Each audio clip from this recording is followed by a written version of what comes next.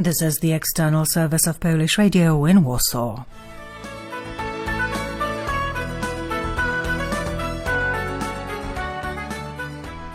Hello and welcome to Focus Cultural Magazine, today introduced by Elżbieta Krajewska. And in this edition, a visit to the Polish Navy Museum in Gdynia, newly established in a brand new home. My name is Zdzisław Krygier. I am Deputy Director of the Polish Navy Museum in Gdynia. So tell me a few words about the place where we are now. This is just finished, just opened the new seat of the Polish Naval Museum. The construction has taken about 12 years. So now we are very happy having this newly opened building already working. When did it open exactly? On 28th of November, it's anniversary of the battle at Oliva. It's almost 400 years ago. It's also the anniversary of establishing of the Polish Navy in 1918. So, as you said, it took 12 years to construct this new building. What makes it special and what makes it different to the old one? Our problem was that, in fact, we didn't have the seat for more than 40 years. It means this Naval Museum existed without a seat more than I live. So you mean with all these museum ships all around, there wasn't a building to house exhibits? Exactly, you're right. The previous building was demolished in 1969 or 1970.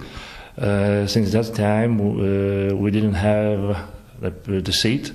The only chance to show our exhibits was to use the museum ship Błyskawica, which nowadays even doesn't belong to the museum, because the Polish Naval Museum belongs,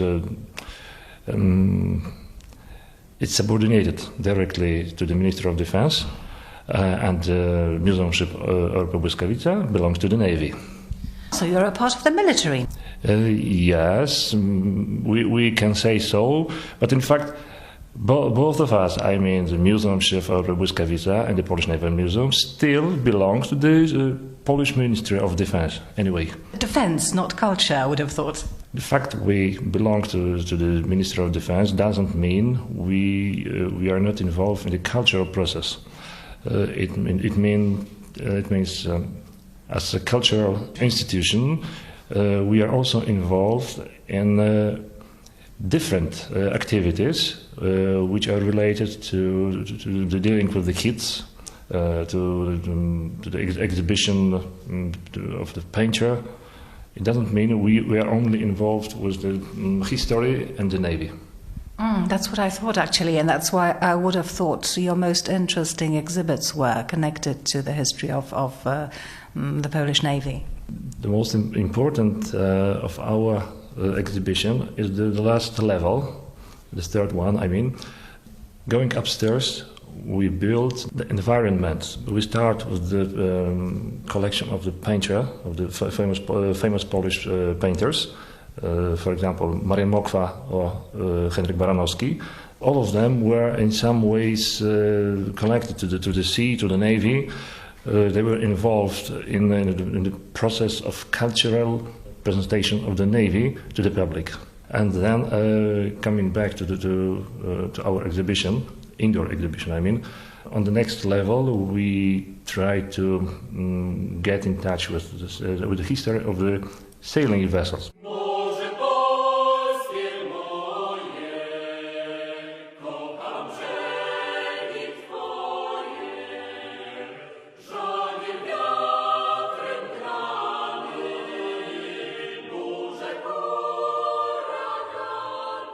Probably you know our history, naval history, is more or less related to the last period of time.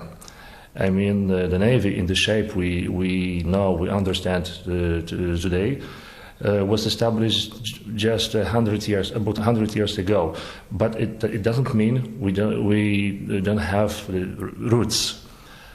As I mentioned at the beginning, there was a very famous battle at Oliva. It's called Battle of Oliva, but in fact it was it took place somewhere around the Reed of Gdańsk in 1627. And just on the anniversary of that battle, we have opened our museum. You said that our navy was established about 100 years ago with the Polish statehood. We are in a very special place because Gdynia is in fact an artificial creation, so to speak, and it was Polish built from the start. Some people say that Gdynia wouldn't be established if there were no military needs here. And on the other side, there wouldn't be a new seat for the navy if there were no economical needs. So Gdynia as a town, as a city, and the navy are body Elements of one whole, really. Exactly. Our navy possesses half of the harbor, we say. It means the naval vessels. You can see the naval vessels on the other side of the harbor. On our side, that part of the harbor is much more commercial. But anyway, they exist together on the two sides of the harbor. As you probably know, Gdynia is a very modern city. It's just about 100 years old. Still not 100, but almost 100 years old. And as I said before, Gdynia as a city and a harbor is an effect of the Polish economical and military requirements in 1920s.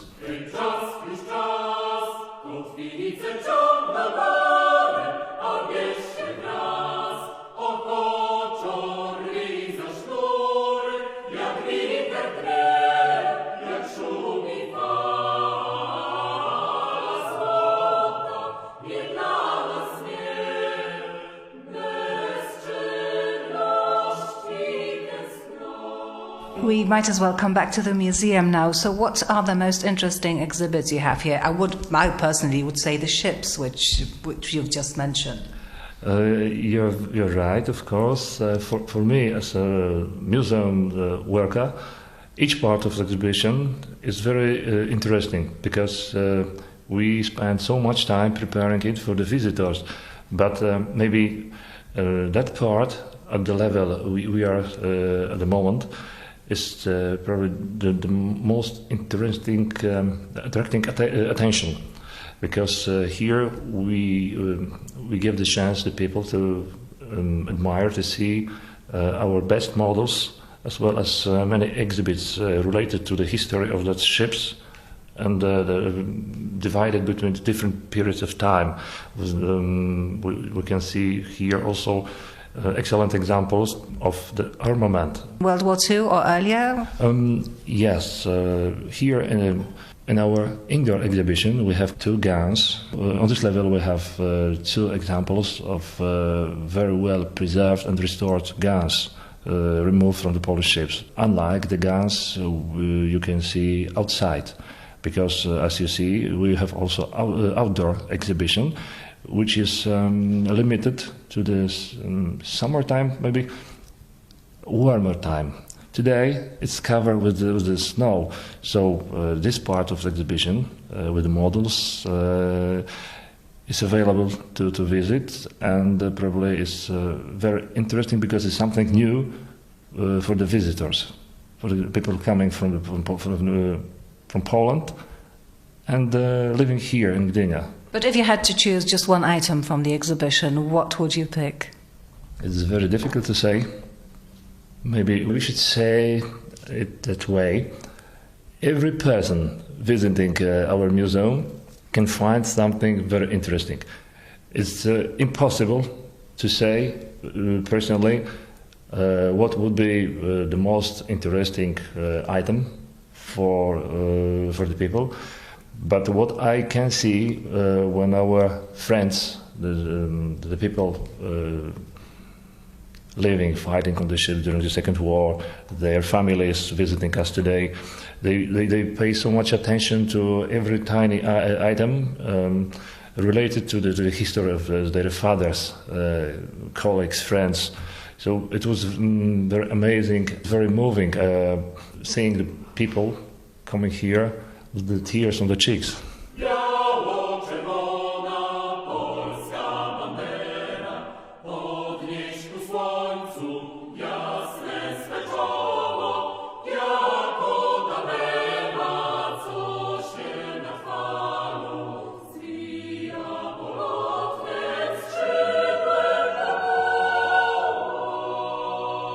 Tell me, please, about the two Jolly Roger flags. They're from submarines. Yes, they were very common during the Second War on the Allied submarines. As you see, those two Jolly Rogers belong to the Polish terrible twins, two ships, ORP Sokół and ORP Dzik. It sometimes happened that submarines had so many achievements, combat achievements, but in our case it was huge achievements, as you see. Those stripes on the left side indicate how many ships or merchant vessels were sunk. The dog, for example, is an indication of the participation in a Husky operation in 1943. These stars indicate the artillery strikes, yes, abordage. So they were very small two ships, but they caused a lot of damage. So afterwards they were called terrible twins by our allies. Dzik and Sokół, but to me the symbol of all submarines in World War II is Orzeł, and you have a model of that. Yes, here we can admire and compare two models of the ORP Orzeł, the first vessel of that name. As you probably know, before the Second War, we ordered two such submarines in the Dutch shipyards. They were called Orzeł and Semp. And what is excellent and the most important fact, Orzeł was built mostly with the funds gathered from the ordinary people. They paid, I don't remember how much money, but we can say that the Orzeł, as a symbol of Poland, was founded, was bought by the ordinary people, paying their cash to help to defend Poland.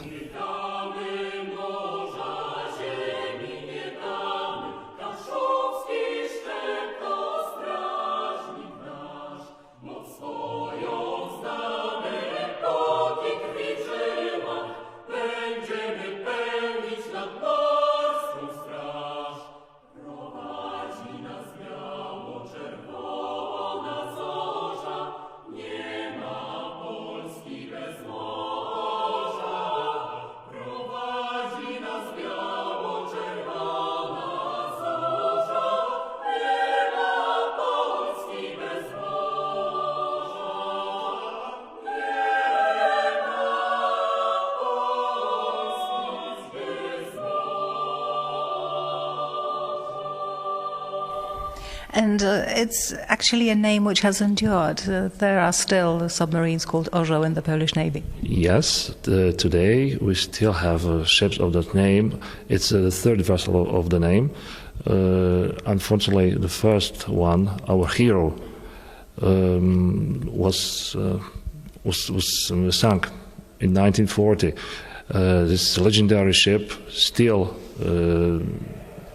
exists somewhere in a position, we don't know where, and the historians, the people who love the Navy, and the Navy Command as well, and maybe first of all, the Navy Command pay very much attention to the fact that we still don't know the last position of that ship. It was lost somewhere in the North Sea, and I'm pretty sure that someday we will find our legendary ship.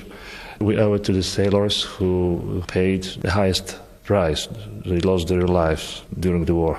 Can you tell me what exactly did Orzeł do, which made it such a legend? First of all, as I said, it was founded by the Polish citizens, and the fact that the first step, the most important step, the part of her legend, she escaped from the port of Tallinn. She escaped from the port of Tallinn in 1939 broke through the German barrier and escaped to the Baltic Sea.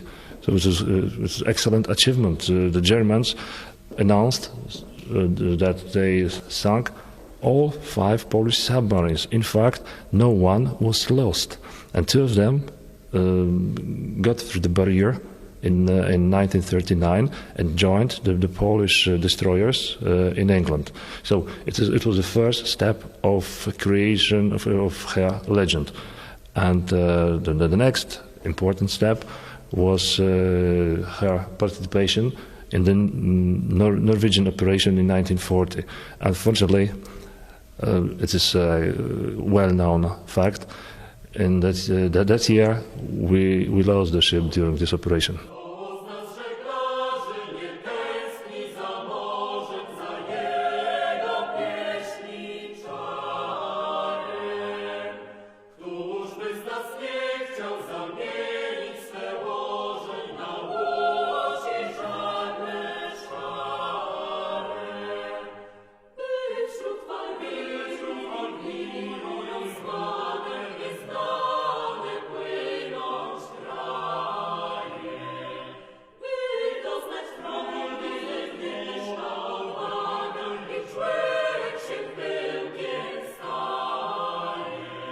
I have to ask you also about the mascot which you have as one of the exhibits here. It's a sheep. Yes, exactly. It's a sheep. This item is related to a very interesting history. Unfortunately, I don't know the English version of the Polish proverb, which is related to the sheep and the wolf, how to divide something, to make the wolf happy as well as the sheep. The name of one of our submarines was Wolf, Wilk in Polish, and during the wartime we were given the first submarine of the U class by the British Navy. We had to divide the crew of the RP Wilk, the Wolf, between 2 ships. So to make happy the wolf and the ship, our crew was divided, and the ship was an official name of the first ship. Of course, it was impossible to give such name to the ship. It sounds very funny, very ridiculous. So finally, the name of the ship became RP Sokół, which is a falcon. Falcon, exactly. And this is the very mascot which was there, or is it a copy? As far as I know, it's an original. It's the original? Yes, but we can say very similar mascot is presented in the Sikorsky Institute in London.